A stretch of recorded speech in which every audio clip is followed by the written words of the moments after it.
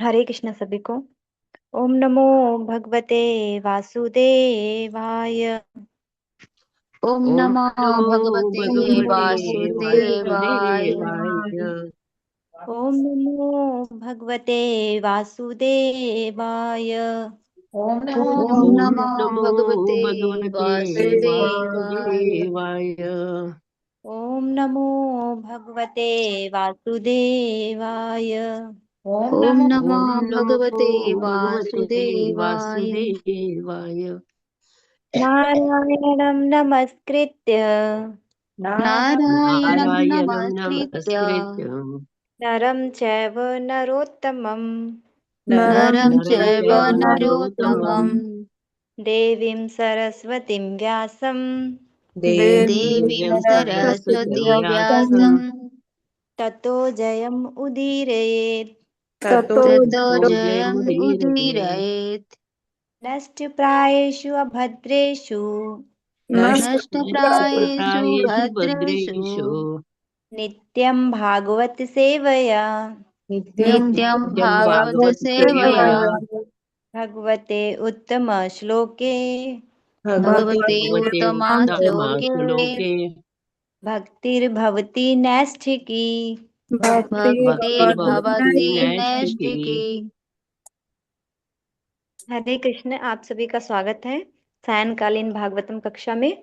आज हम दूसरे स्कंद के 9वें अध्याय का 23वां श्लोक करने जा रहे हैं। सभी पढ़ते हैं श्लोक अभी। प्रत्यादिष्टं मया तत्र प्रत्यादिष्टं प्रत्यादिष्टं मया मया तत्र तत्र कर्म विमोहिते तोयि कर्म कर्मे विमोहिते। विमोहिते। प्रत्यादिष्टं मया तत्र प्रत्यादिष्टं प्रत्यादिष्टं मया मया तत्र तत्र त्वया कर्म विमोहिते तोय त्वयि कर्म कर्म विमोहिते। विमोहिते। तपो मे हृदयं साक्षात् तपो तपो मे मे हृदयं हृदयं साक्षात् साक्षात् आत्मा अहं तपसो अनग। आत्मा अहं आत्मतपसो अगनः। अनग। तपो मे हृदयं साक्षात् तपो मे तपो मे हृदयं हृदयं साक्षात् साक्षात्। आत्मा अहं तपसो अनग। आत्मा आत्मा अहं तपसो तपसो अनग। अगनः। प्रत्यादिष्टं मया तत्र प्रत्यादिष्टं प्रत्यादिष्टं मया मया तत्र तत्र त्वयि कर्म विमोहिते तोयि तवै कर्म कर्म विमोहिते। विमोहिते। तपो मे हृदयं साक्षात् तपो तपो मे मे हृदयं हृदयं तपो साक्षात्। मे हृदयं साक्षात्। आत्मा आत्मा अहं तपसो अनग। आत्मा अहं अहं तपः। आत्मा अहं तपसो अगम अनग। प्रत्यादिष्टं मया तत्र प्रत्यादिष्टं प्रत्यादिष्टं मया मया तत्र तत्र त्वयि कर्म विमोहिते तोयि तवै कर्म कर्म विमोहिते। विमोहिते। तपो मे हृदयं साक्षात् तपो मे तपो मे हृदयं हृदयं साक्षात्। साक्षात्। आत्मा अहं तपसो अनग। आत्मा आत्मा अहं तपसो तपसानग। अगन। प्रत्यादिष्टं मया तत्र प्रत्यादिष्टं प्रत्यादृष्टं मया मया तत्र तत्र त्वयि कर्म विमोहिते तोयि कर्म त्वयि कर्म विमोहिते। विमोहिते। तपो मे हृदयं साक्षात् तपो तपो मे मे हृदयं हृदयं साक्षात्। साक्षात्। आत्मा अहं तपसो अनग। आत्मा तपसो अहं अनग। तपसो अगन। आप सभी पढ़ सकते हैं। हरे कृष्णा माता जी, सभी को सादर प्रणाम। प्रत्यादृष्टं मया तत्र तोयि कर्म विमोहिते। तपो मे हृदयं साक्षात्। अहम् आत्मं अहं तपस्सनग। हरे कृष्ण। हरे कृष्ण माता जी। पर्तातिष्ठं मया तत्र त्वापि न कर्म विमोहिते तपहृदयं साक्षात् आत्मा अहं तपश्च अनघ।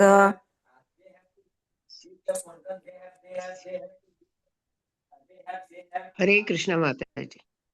प्रीत्यादिष्टं मया तत्र तवि कर्म विमोहिते तपो मे हृदयं साक्षात् आत्म अहम तपसो अनग।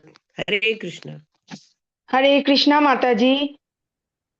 प्रत्यादृष्टं मया तत्र तयि कर्मो विमोहिते तपो मे हृदयं साक्षात् आत्मा अहं तपोसो अनघ।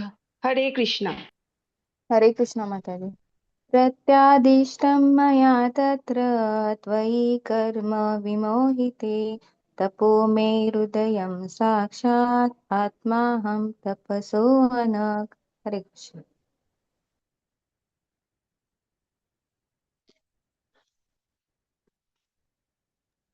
धन्यवाद आप सभी का।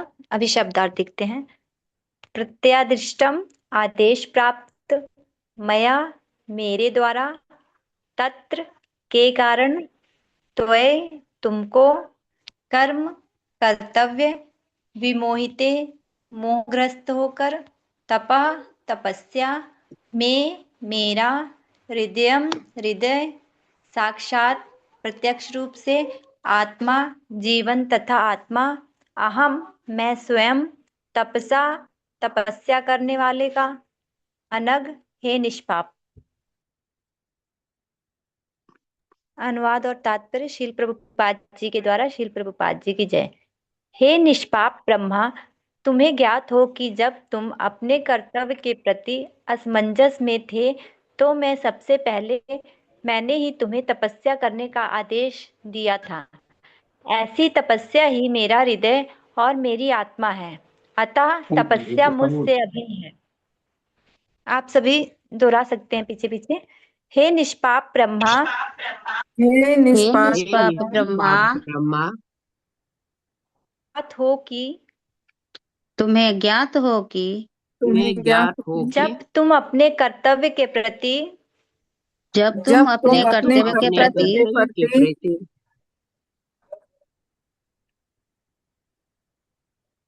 असमंजस में थे तो असमंजस असमंजस में में थे थे तो तो सबसे पहले मैंने ही तुम्हें सबसे सबसे पहले पहले सबसे मैंने ही पहले तुम्हें मैंने ही तुम्हें तपस तपस्या का आदेश दिया था। तपस्या तपस्या का करने का आदेश आदेश दिया दिया करने था। का था। आदेश दिया था।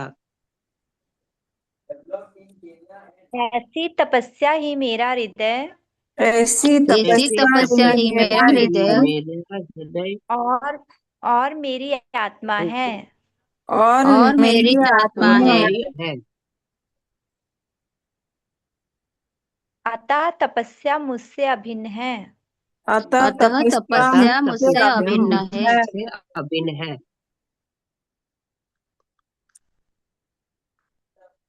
तात्पर्य पढ़ सकते हैं। गिरिजा माता जी पढ़िए। हरे कृष्णा माता जी। हरे कृष्णा सबको। शील प्रभुपाद की जय। तात्पर्य प्रभुपाद।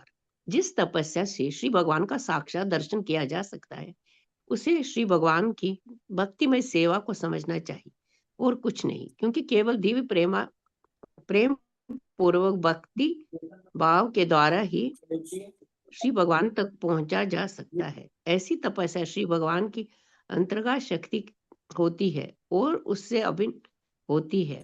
ऐसी अंतर्गत शक्ति के कारण बौद्धिक सुख से विरक्त होने पर प्रकट होते हैं। अत्यधिक प्रभुत्व जताने की प्रवृत्ति के कारण ही जीवात्मा बौद्धिक बंधन में बंदी हो जाती है, किंतु श्री भगवान की भक्ति करने से मनुष्य सुख भोग की प्रवृत्ति में विरक्त होता है। भक्तजन स्वतः बौद्धिक सुख से विरक्त हो जाते हैं और ये विरक्त पूर्ण ज्ञान का प्रतिफल है। अतः भक्ति की तपस्या से ज्ञान तथा विरक्त निहित होते हैं और यही दिव्य शक्ति का प्राकट है। यदि कोई यदि कोई श्री भगवान के धाम वापिस जाने का इच्छुक है तो वो बौद्धिक मायावी संपत्ति का भोग नहीं कर सकता। जिसे श्री भगवान की संगति के दिव्य आनंद का पता नहीं है, वही मूर्खतावश क्षणिक बौद्धिक सुख की कामना करता है। चैतन्य चरणामृत में कहा गया है कि यदि कोई समुच श्री भगवान के दर्शन करना चाहता है और उसके साथ साथ बौद्धिक सुख का भोग करना चाहता है, तो उसे मूर्ख ही समझना चाहिए। जो सुखोपभोग के लिए इस संसार में रहना चाहता है, उसे श्री भगवान के शाश्वत धाम जाने से कोई मतलब नहीं है। श्री भगवान ऐसे मूर्ख भक्त की सारी बौद्धिक संपत्ति छीन कर उसे कृतार्थ करते हैं। यदि ऐसा मूर्ख भक्त पुनः संपत्ति बटोरना चाहता है तो दयालु श्री भगवान उसे दोबारा छीन लेते हैं। बारंबार बौद्धिक संपन्नता में ऐसी असफलता के कारण वह अपने कुटुंबियों तथा मित्रों में बहुत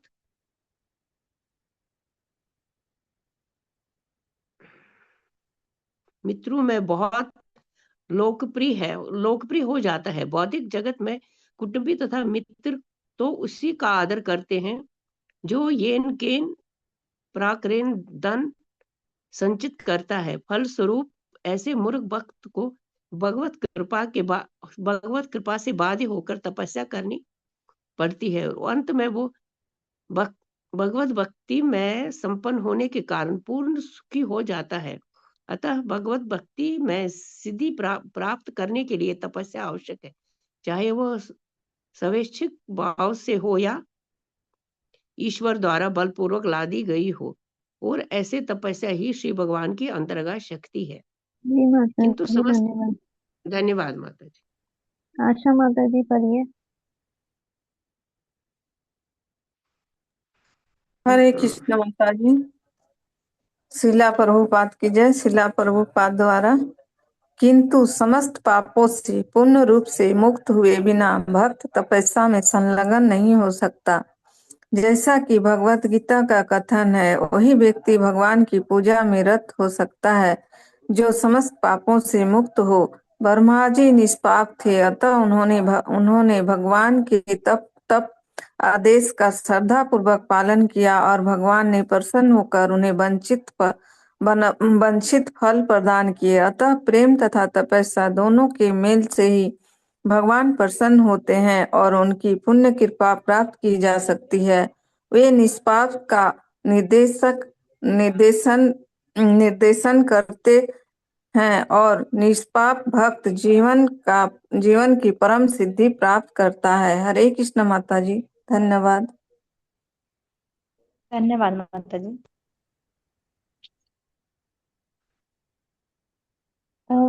ओम अज्ञानतिमिरान्धस्य ज्ञानाञ्जनशलाकया चक्षुरुन्मीलितं येन तस्मै श्रीगुरुवे नमः। श्रीचैतन्यमनोभीष्टं स्थापितं येन भूतले स्वयं रूप कदा मह्यं ददाति स्वपदान्तिकं। वन्देऽहं श्रीगुरु श्रीयुतपदकमलं श्रीगुरून् वैष्णवांश्च श्रीरूपं साग्रजातं सहगण रघुनाथान्वितं तं सजीवं साद्वैतं सावधूतं परिजन सहितं कृष्ण चैतन्य देवं श्री राधा कृष्ण पादान सहगण ललिता श्री विशाखान्वितांश्च नमां विष्णुपादाय कृष्ण पृष्ठाय भूतले श्रीमते भक्ति वेदांत स्वामिनीति नामिने नमस्ते सरस्वती देवी गौरवाणी प्रचारिणे निर्विशेष शून्यवादी पाश्चात्य देशतारिणे वाञ्छाकल्पतरुभ्यश्च कृपा सिन्धुभैव च पतितानां पावनेभ्यो वैष्णवेभ्यो नमो नमः। हे कृष्ण करुणा सिन्धु दीनबन्धु जगत्पते गोपेश गोपिका कान्त राधा कान्त नमोस्तुते। तप्त कांचन गौरांगी श्री राधे वृंदावनेश्वरी वृषभानुसुते देवी प्रणमामि हरिप्रिये। जय हो श्री कृष्ण चैतन्य प्रभु नित्यानंद श्री अद्वैत गदाधर शिवासादि गौर भक्त वृंद। नमो महावदन्याय कृष्ण प्रेम प्रदायते कृष्णाय कृष्ण चैतन्य नामिने गौर तविषे नमः। हरे कृष्ण कृष्ण कृष्ण हरे हरे, हरे राम राम राम हरे हरे, हरे कृष्ण कृष्ण कृष्ण हरे हरे, हरे राम राम राम हरे हरे, हरे कृष्ण कृष्ण कृष्ण हरे हरे, हरे राम राम राम हरे हरे।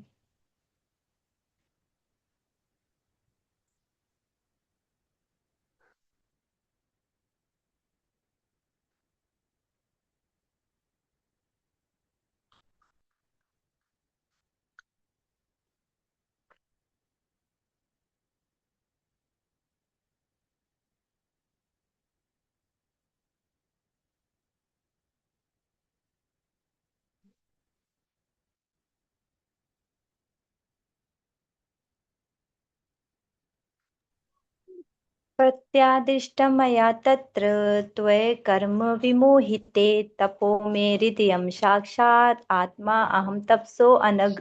हे निष्पाप ब्रह्म, तुम्हें ज्ञात हो कि जब तुम अपने कर्तव्य के प्रति असमंजस में थे तो सबसे पहले मैंने ही तुम्हें तपस्या करने का आदेश दिया था। ऐसी तपस्या ही मेरा हृदय और मेरी आत्मा है, अतः तपस्या मुझसे अभिन्न है।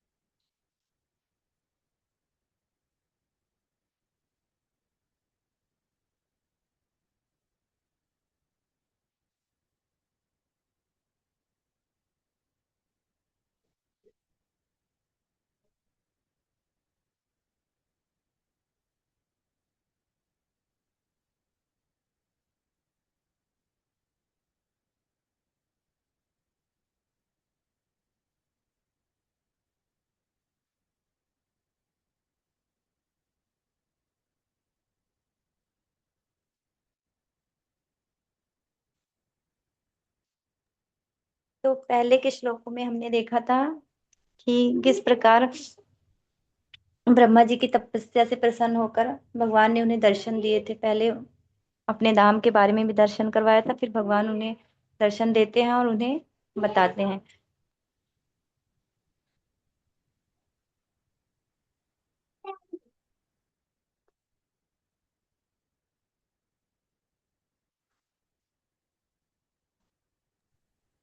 तो इस श्लोक में ब्रह्मा जी को भगवान श्री भगवान बता रहे हैं कि क्योंकि ब्रह्मा जी निष्पाप हैं, तो इसलिए भगवान ने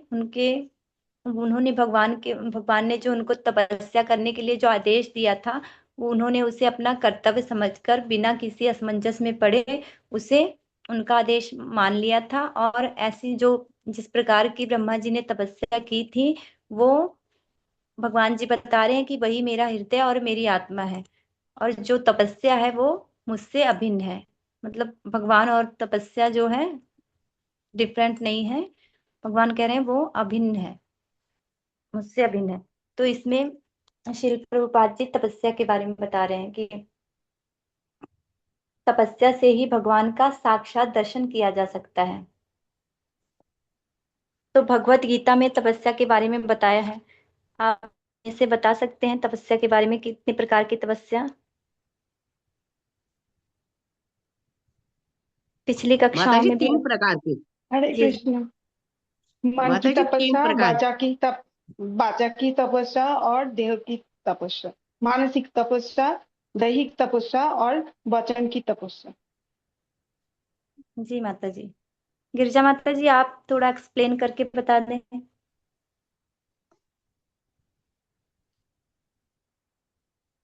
माता जी, जो मन का है, मन का हमें देखना है कि हमें क्या बोलना है सही प्रकार से।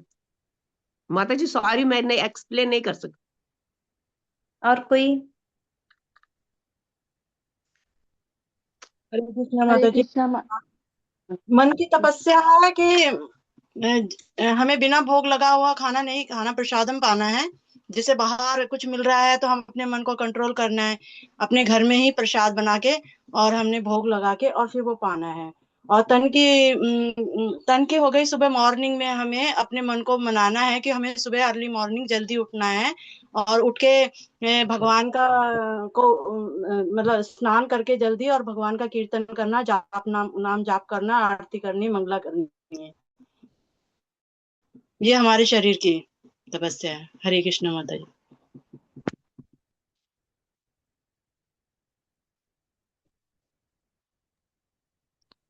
जी माता जी, मन की तपस्या के बारे में भगवान ने गीता में कैसे बताया है कि भगवान के मतलब भगवान में ही मन लगाना। ठीक है, हमेशा भगवान में ही मन लगाना है।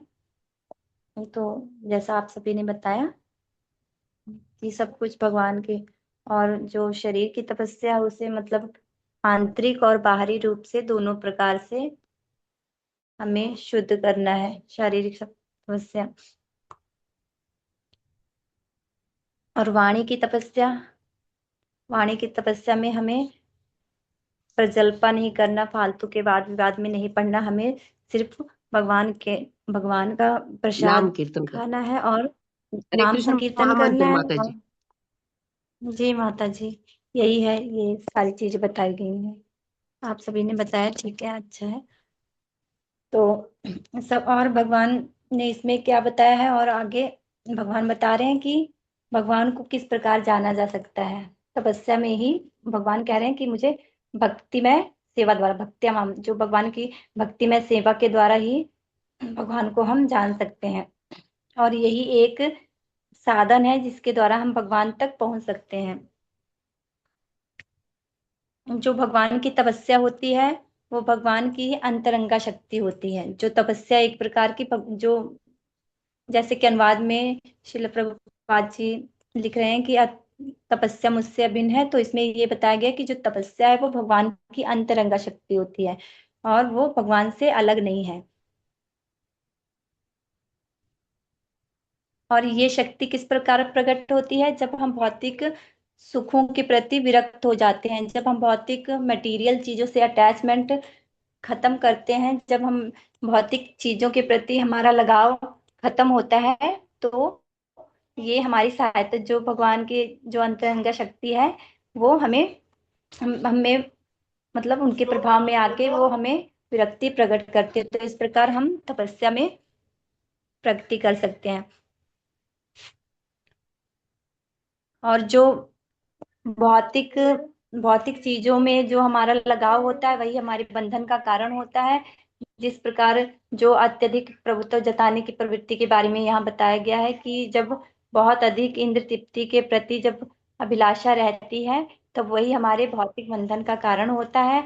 अगर हम भौतिक सुखों से, भौतिक इंद्र तृप्ति के प्रति जो होता है उससे हम अगर विरक्ति करेंगे तो एक प्रकार की ये भी हमारी तपस्या हो जाएगी।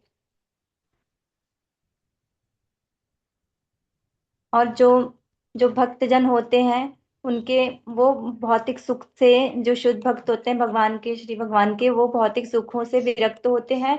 तो फिर क्या होता है, इस विरक्ति के कारण उन्हें पूर्ण ज्ञान प्राप्त होता है।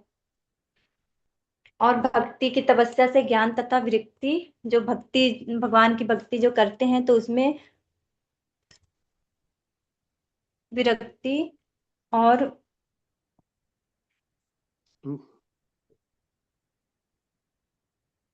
जो ज्ञान, भगवान की तपस्या में ज्ञान और विरक्ति स्वयं निहित होते हैं। और इस प्रकार भगवान दिव्य ज्ञान जो होता है वो हृदय में प्रकाशित कर देते हैं। और बताया गया है कि जैसे कोई भगवान के धाम जाने का कोई इच्छुक है तो वह भौतिक मायावी संपत्ति का भोग नहीं कर सकता। यदि किसी की ऐसी इच्छा है कि उसे भगवान के धाम वापस जाना है तो हमें जो भौतिक चीजों के प्रति जो आसक्ति है उसे खत्म करनी पड़ेगी। और हमें भगवान की संगति के द्वारा दिव्य आनंद तभी प्राप्त होगा जब हम उनके शुद्ध भक्तों का संग करेंगे, भगवान के नाम का अभ्यास करेंगे, भगवान के नाम संकीर्तन का नाम जप करेंगे, और तभी हम इस भगवान की संगति के दिव्य आनंद को प्राप्त कर सकेंगे। जिन्हें भगवान की संगति के दिव्य आनंद का पता नहीं है, जो इस भगवान के आनंद के बारे में नहीं जानते, वो ही मूर्खतावश अपना ये समय भौतिक सुख की कामना में लगाते रहते हैं।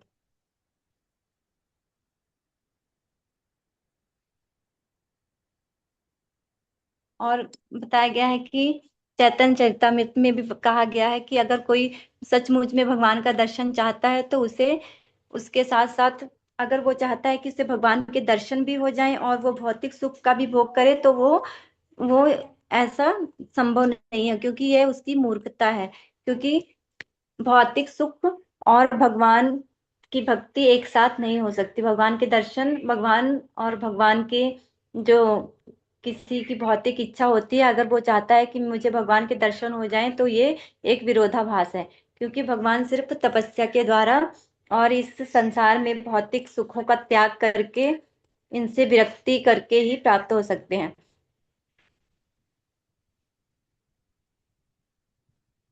और इसमें बताया गया है कि भगवान ऐसे मूर्ख भक्त की सारी भौतिक संपत्ति छीन कर उसे कृतार्थ कर देते हैं।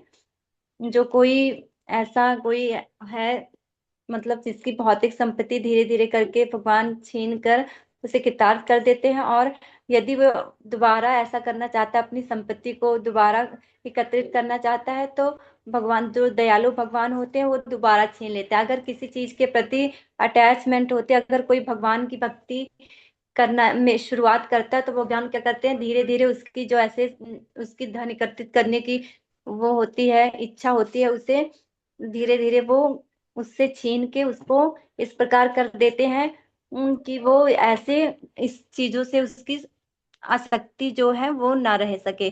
तो फिर बार बार भौतिक संपन्नता में ऐसे असफलता के कारण वो क्या हो जाता है, उसके जो सगे संबंधी होते हैं वो भी उससे अपना संबंध तोड़ लेते हैं। तो इस प्रकार, क्योंकि ये संसार ऐसा ही है, भौतिक जगत में ऐसा ही है, जिसके पास पैसा होता है उसी के सभी संबंधी होते हैं। तो फिर क्या हो जाता है, जब उसके साथ कोई ऐसे भक्त के साथ अगर कुछ उसके पास कुछ ना धन रहता है, ना कोई रिश्तेदार रहते हैं, ना, तो फिर किस प्रकार उसे बाध्य होकर क्या करना पड़ता है, तपस्या करनी पड़ती है। तो फिर वो धीरे धीरे करके भगवत भक्ति करता है, तो उसमें वो उन्नति करता है, इस प्रकार वो सुख प्राप्त करता है। इसमें ये वाला उदाहरण दिया गया है। फिर तो इसमें बताया गया कि भगवत भक्ति में सिद्धि प्राप्त करने के लिए तपस्या बहुत जरूरी है। तपस्या चाहे वह स्वैच्छिक भाव से हो या इसे ईश्वर द्वारा बल पूर्वक ला दी गई हो, मतलब चाहे कोई अपनी इच्छा अनुसार करे या फिर उसे भगवान उसे करवाए उसके, तो ऐसी तपस्या ही भगवान की अंतरंगा शक्ति है। और बताया गया है कि जो भक्ति तपस्या है, वो बिना, जो कोई पाप से पूर्ण है, अगर वो पाप से मुक्त नहीं हुआ, तो फिर वो तपस्या नहीं कर सकता। तपस्या करने के लिए समस्त पापों से पूर्ण रूप से मुक्त होना होता है, जैसे कि भगवत गीता में बताया गया है। वही व्यक्ति भगवान की पूजा में रत हो सकता है जो समस्त पापों से मुक्त हो।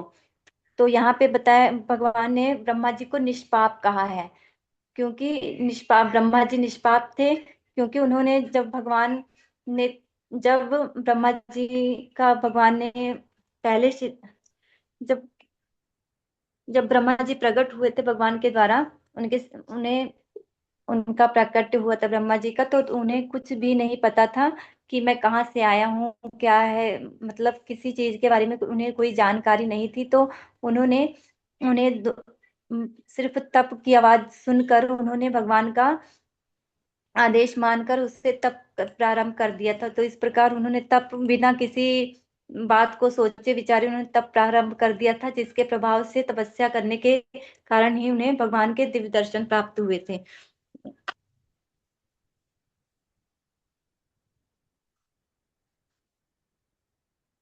दिव्य दर्शन प्राप्त हुए थे। और फिर यहाँ बताया गया, प्रेम तथा तपस्या के मेल से ही भगवान प्रसन्न होते हैं और उनकी पूर्ण कृपा प्राप्त की जा सकती है।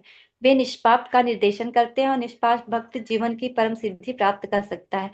तो जो जो भगवान का प्रेम प्राप्त करना चाहते हैं, उन्हें भगवान की तपस्या करनी चाहिए, भक्ति भाव से तपस्या करनी चाहिए, तभी भगवान की प्रेमा भक्ति और पूर्ण कृपा प्राप्त की जा सकती है। तो यही भक्त की जीवन की परम सिद्धि भी है।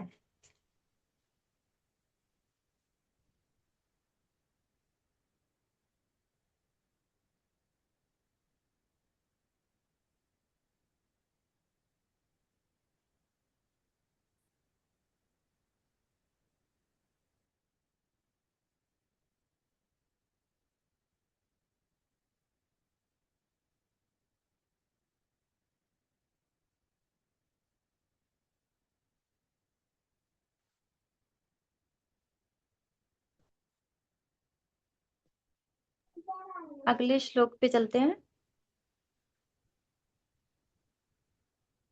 मैं ऐसे ही तप से इस विश्व की रचना करता हूँ, इसी शक्ति से इसका पालन करता हूँ और इसी से इसको अपने में लीन करता हूँ। अतः तप ही वास्तविक शक्ति है।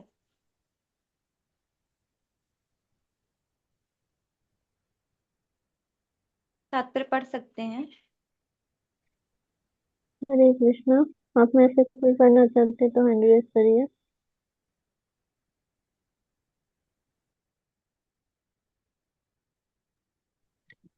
ठीक है, गिरिजा माता माता जी जी मैं करिए। पढ़ूं? जी जी करिए। शील प्रभुपाद की जय। तपस्या करते समय मनुष्य को श्री भगवान के धाम लौट जाने का संकल्प करना चाहिए और इसके लिए सभी प्रकार के कष्ट सहने के लिए तैयार रहना चाहिए। बौद्धिक संपत्ति, नाम तथा यश के लिए भी तो कठिन तपस्या करनी पड़ती है, क्योंकि उसके बिना कोई भी बौद्धिक संसार में प्रसिद्ध नहीं हो सकता। तो फिर भक्ति की सिद्धि के लिए ही कठिन तपस्या क्यों करनी होती है? सुविधा संपन्न जीवन तथा दिव्य साक्षात्कार के लिए सिद्धि की प्राप्ति दोनों साथ साथ संभव नहीं है। श्री भगवान जीवात्मा से अधिक चतुर है, अतः वे देखना चाहते हैं कि भक्तिमय सेवा के लिए भक्त कितना कष्ट उठाता है। तपस्या का आदेश श्री भगवान से सीधे या प्रामाणिक गुरु के माध्यम से प्राप्त होता है और यह आदेश आपको चाहे कितना ही कष्टप्रद क्यों न हो, इसका पालन करना ही कठिन तपस्या है। जो इस नियम का दृढ़ता से पालन करता है उसे निश्चित रूप से श्री भगवान की कृपा प्राप्त करने में सफलता प्राप्त होती है। हरे कृष्ण। धन्यवाद माता जी। तो इसमें भी तपस्या के बारे में ही बताया गया है कि भगवान भी बता रहे हैं कि मैं ऐसे ही तप से इस विश्व की रचना करता हूँ, इसी शक्ति से इसका पालन करता हूँ और इसी से इसको अपने में लीन करता हूँ। अतः तप ही वास्तविक शक्ति है। जो भगवान की अंतरंगा शक्ति बता रहे हैं भगवान, इसमें पीछे भी बताया गया कि भगवान की जो अंतरंगा शक्ति है भगवान से अभिन्न है। तो इस प्रकार बता रहे हैं भगवान की जो इसमें तप जो है, तप के कारण ही भगवान इस प्रकार विश्व की रचना करते हैं, शक्ति से, उसी की शक्ति से इसका पालन करते हैं और बाद में इस अपने में लीन भी कर लेते हैं। तो यहाँ पे जो तप है वही वास्तविक शक्ति है। तो तात्पर्य में श्रील प्रभुपाद जी बता रहे हैं कि तपस्या करते समय मनुष्य को भगवान के धाम लौट जाने का संकल्प, जो कोई चाहता है कि भगवान के धाम वापस, श्री भगवान के धाम में वापस कोई जाना चाहता है, तो उसे ऐसा संकल्प अगर करता है तो उसे इसके लिए सभी प्रकार के कष्ट जो आते हैं इसके मार्ग में उसे सहन करने के लिए तैयार रहना चाहिए। जैसे कोई भौतिक संसार में कोई भौतिक संपत्ति ही एकत्रित करना चाहता है, अगर अपना नाम, फेम, यश प्राप्त करना चाहता है, उसके लिए भी उसे कठिन तपस्या करनी पड़ती है। बहुत सारी मेहनत करने के बाद ही कोई, जैसे धन कमाने के लिए बहुत सारी मेहनत करनी पड़ती है, फिर उसमें संपत्ति जुटाने के लिए और नाम कमाने के लिए। तो जो ये भौतिक संसार है, यहाँ पे अगर इतनी तपस्या करनी पड़ती है, बहुत कठिन परिश्रम करना पड़ता है, तो भगवान की भक्ति सिद्धि के लिए तो जरूरी ही है तपस्या करनी। तो ये जो भौतिक संसार में तपस्या के बिना कुछ भी प्राप्त नहीं है, तो फिर भगवान के बारे में तो क्या, भगवान की भक्ति और की तपस्या के बारे में तो क्या कहा जाए। तो फिर भगवान की सिद्धि के लिए कठिन तपस्या क्यों करनी होती है, तो यहाँ यही बताया गया है। सुविधा संपन्न जीवन तथा दिव्य साक्षात्कार के लिए सिद्धि की प्राप्ति दोनों साथ साथ संभव नहीं है। जैसे पिछले श्लोक में बताया गया कि अगर कोई चाहता है कि वो सुविधा संपन्न हो, भौतिक भोग भी करे और वो साथ साथ में आध्यात्मिक जीवन में प्रगति करे, तो इस प्रकार संभव नहीं है। क्योंकि भगवान, जो श्री भगवान है, जीव आत्मा से अधिक चतुर है। भगवान, क्योंकि भगवान ने ये सारी सृष्टि बनाई है तो उन्हें भली भांति पता है। वो ऐसा देखना चाहते हैं कि कोई व्यक्ति भक्ति में सेवा के लिए कितना, जो उनका भक्त होता है वो किस प्रकार कितना कष्ट सहन कर सकता है, कितना कष्ट उठा सकता है, वो तपस्या में दृढ़ है कि नहीं। भगवान हर प्रकार से भक्त की परीक्षा लेकर उसे परीक्षा लेके ऐसे उसे मतलब हम चेक करते रहते हैं। तो ये इसमें बताया गया कि वो देखना चाहते हैं कि किस प्रकार अगर भक्त तपस्या में दृढ़ हुआ कि नहीं हुआ। तो तपस्या के आदेश पर ही भगवान, जो तपस्या का आदेश है भगवान से सीधे या प्रमाणिक गुरु के माध्यम से प्राप्त होती है। अगर हम प्रमाणिक गुरु के संग करते हैं, प्रमाणिक स्रोतों के द्वारा ही अगर उनके आदेश का पालन करते हैं, क्योंकि तपस्या इसके बारे में हमें कहाँ से पता लगेगा, भगवान स्वयं, या तो भगवान के द्वारा या भगवान के जो प्रमाणिक गुरु हैं, जो हमारे आचार्यों के द्वारा हमें प्राप्त होती है इसका निर्देश, तो हम उसमें आगे बढ़ते हैं। तो यहाँ यही बताया गया है कि तपस्या का आदेश भगवान से सीधे या प्रमाणिक गुरु के माध्यम से प्राप्त होती है। और यह आदेश आपको चाहे कितना ही कष्टप्रद क्यों ना हो, इसका पालन करना ही कठिन तपस्या है। जैसे हमें बहुत सारे आदेश अब दिए जाते हैं, तो वो हमें कई बार कष्टप्रद लगते हैं। जैसे सुबह सुबह उठना ही, अभी सर्दी का समय है तो सुबह सुबह उठना ही बहुत कष्टप्रद लगता है। तो इस प्रकार इसका पालन जो हम अगर दृढ़ता से इसका पालन करते हैं, तो ये भी एक प्रकार की कठिन तपस्या है। जो इस नियम का दृढ़ता से पालन करता है उसे निश्चित रूप से भगवान की कृपा प्राप्त करने में सफलता प्राप्त होती है। अगर भगवान भगवान के द्वारा और प्रमाणिक गुरुओं के द्वारा जो हमें निर्देशन दिए गए हैं, जो निर्देश दिए गए हैं, अगर हम उनका दृढ़ता से पालन करते हैं, उनका आचरण करते हैं और उनके बताए आदेशों पे चलते हैं, तो ये भी एक प्रकार की तपस्या है। अगर हम इसमें अगर हमें भगवान की कृपा प्राप्त करनी है तो हमें इसका कठोरता से पालन करना पड़ेगा, तभी हम श्री भगवान की कृपा को प्राप्त कर सकते हैं। धन्यवाद आप सभी का। आज यहीं तक रखते हैं। अगर किसी को कुछ बोलना है, ऐड करना है तो कर सकते हैं। अगर कोई त्रुटि हो तो क्षमा कर देना। कल को प्रभु जी क्लास लेंगे।